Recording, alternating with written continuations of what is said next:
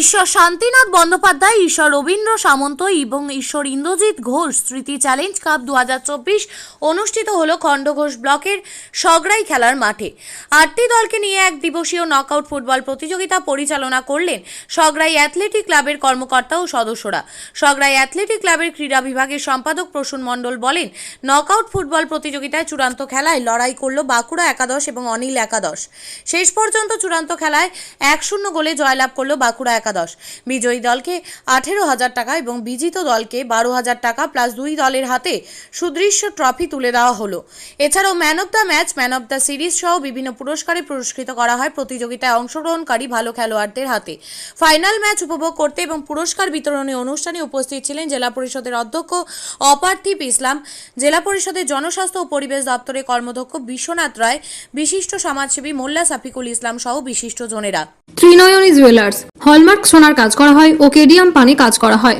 পহলানপুর তীরতলা বাজার, পূর্ব বর্ধমান। যোগাযোগ 9732049330 অথবা 9732086356 এই নাম্বারে।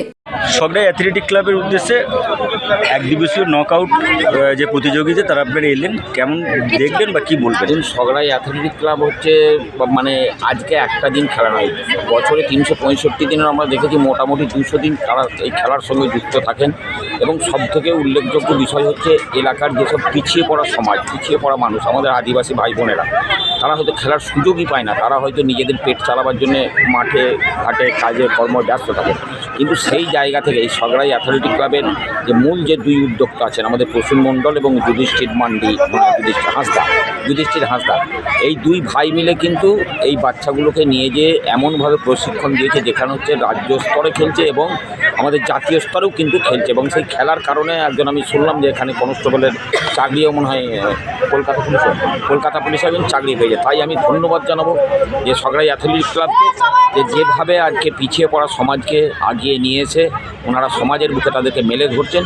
এবং সবথেকে এখন যে একটা সাম্প্রদায়িক বীজ বপন করছে আমাদের কেন্দ্রীয় সরকার, সেইখান থেকে মুক্ত করার জন্য আজকে খেলাতে যে মাঠমুখী করার জন্যে এলাকার মানুষকে এবং সেই সঙ্গে যারা খেলাধুলা করছেন। এবং আরও একটা বড় বিষয় আমাদেরকে, যেটা মোবাইল জোরে সবাইকে পেয়েছে, আজকে মোবাইলে বন্দ হয়ে রয়েছে ছোটো ছোটো বাচ্চারা। আজকে দেখেছি মাঠে প্রত্যেকটা সময় কোনো না কোনো সময় খেলা হচ্ছেই হচ্ছে। আবার শুনলাম এখানেই ঘোষণা করলেন যে আগামী শুক্রবার এখানে ভলিবলের খেলা হবে, মানে সব রকমই হয়। আমি শুধু এই ক্লাবের দুই কর্মকর্তাকে বলবো, আমাদের প্রসূন বাবুকে এবং আমাদের যুধিষ্ঠির বাবুকে বলবো যে একটা কবাডি খেলার যদি আয়োজন করা হয় তাহলে কবাডি খুব সবাইকার প্রিয় খেলা, এটাও যেন তারা করার চেষ্টা করে। আমরা সঙ্গে আছে, আমাদের পূর্ব বর্ধমান জেলা পরিষদ সঙ্গে আছে, আমাদের মামাটি মানুষ সরকার সঙ্গে আছে, সেই সঙ্গে আমাদের খণ্ডঘোষ ব্লক তৃণমূল কংগ্রেসের সঙ্গে থাকবে এই ক্লাবের সঙ্গে। এটুকুই আমি বলবো, এই বার্তাই দিতে চাই। আর আগামী দিনটা যেন আরও ভালো হোক এবং এই সগড়াই অ্যাথলেটিক ক্লাবের প্রত্যেকটা সদস্য যেন তারা সুস্থ থাকুক, ভালো থাকুক, এলাকার মানুষ যেন ভালো থাকুক। আমরা দেখলাম যে আপনি খেলা যেটাকে বলে চুটিয়ে অনুভব করলেন এবং খুব ভালো লেগেছে, কি বলবেন? এখানে তো মহিলাদেরও খেলা হয় এখানে। এগুলো আসলে সগড়াই অ্যাথলেটিক ক্লাব তারা মানে সামাজিক উন্নতিকরণে আমাদের দক্ষিণ আমাদের একটা দৃষ্টান্ত স্থাপন করতে। তারা যেমন ব্লাড ডোনেশন ক্যাম্প করে মানুষের পাশে থাকে। করোনার সময় দেখেছি মানুষ যখন অন্যায় তারা দিশাই, তখন করোনার সময় এরা একদম সরকারের আমাদের রাজ্য সরকারের মুখ্যমন্ত্রীর আহ্বানে যেহেতু ক্লাব যারা অনুদান পেয়েছিলেন তারাও সারা দিয়ে সেই সব মানুষের পাশে ছিলেন। সারা বছর বিভিন্ন সামাজিক কর্মকাণ্ডের সঙ্গে থাকেন এবং কোথাও দুস্থ মানুষ কন্যা সন্তানের বিয়ে হচ্ছে না, সেখানেও সবাই সুকান্ত আমাদের অ্যাথলেটিক ক্লাব তারা যুক্ত আছে। তাহলে সামাজিকীকরণের যে বীজ বপন সেটা সগড়াই অ্যাথলেটিক ক্লাব তারা করে ফেলেছে। আমরা এই এলাকার জনপ্রতিনিধি হিসেবে, মামাটি মানুষ সরকারের জনপ্রতিনিধি হিসেবে তাদের পাশে থাকার সর্বদাই চেষ্টা করি। তো আর ফুটবলটা তো আস্তে আস্তে একটা সময় হারিয়ে যেতে বসেছিল। আমাদের মুখ্যমন্ত্রী নতুন করে আবার মাঠগুলো প্রাণ সঞ্চার করে ফুটবল উৎসবটা আবার নতুন করে জোয়ার তৈরি করেছে। তো সগড়াই সুকান্ত আমাদের সগড়াই অ্যাথলেটিক ক্লাব তাদের ছাত্রছাত্রীরা, বিশেষ করে মহিলা ফুটবলে আমরা দেখতে যারা সুকান্ত বিদ্যাপীঠের সঙ্গে ছাত্রীরা তারা বিভিন্নভাবে আমাদের বিভিন্ন স্তরে আজকে একদম রাজ্য স্তর থেকে শুরু করে ন্যাশনাল স্তরে অংশগ্রহণ করছে। আর ফুটবল সত্যি বাঙালির আবেগ। আজকে কলকাতায় যখন খেলা হয় আমরা ছোটোবেলা দেখেছি বাড়িতে যেদিন খেলা থাকতো বিকালে রেডিওগুলো, কার বাড়িতে রেডিওর কত জোর আছে। মোহনবাগান ইস্ট বেঙ্গলের ম্যাচ, মোহামেডানের ম্যাচ, বিভিন্ন ম্যাচ, অর্থাৎ বাঙালির রক্তে ফুটবলটা মিশে আছে। তাই আমরা যেমন জনপ্রিয় তার সঙ্গে বাঙালি হিসেবে ফুটবলটাকেও ভালোবাসি।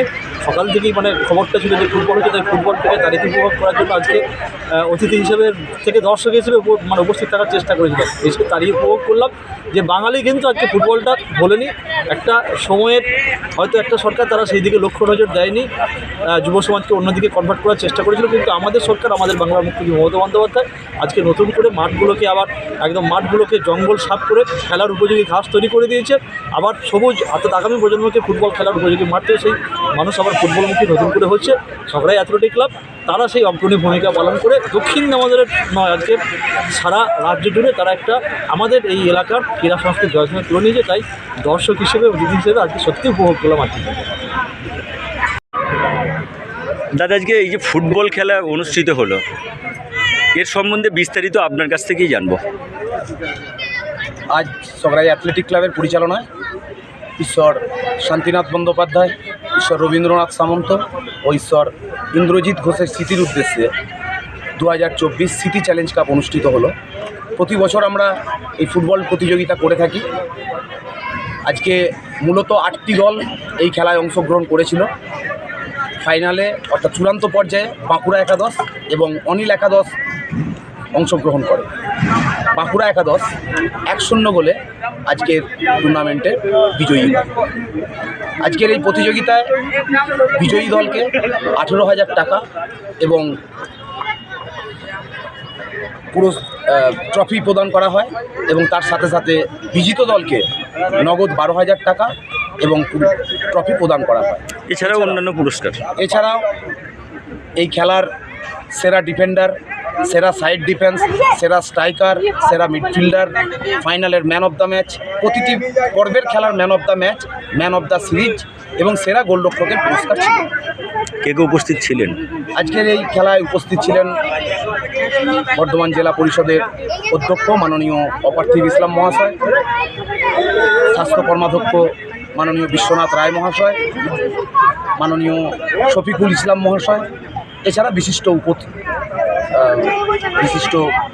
মানুষ যারা ছিলেন, মানিক সামন্ত মহাশয়, সুধীর মুখার্জি মহাশয় সহ এলাকার বেশ কিছু মানুষ আজকের এই খেলায় উপস্থিত ছিলেন। দাদা, আপনার নাম এবং পরিচয়? আমার নাম প্রসূন মণ্ডল, আমি সগড়াই অ্যাথলেটিক ক্লাবের ক্রীড়া বিভাগের সেক্রেটারি।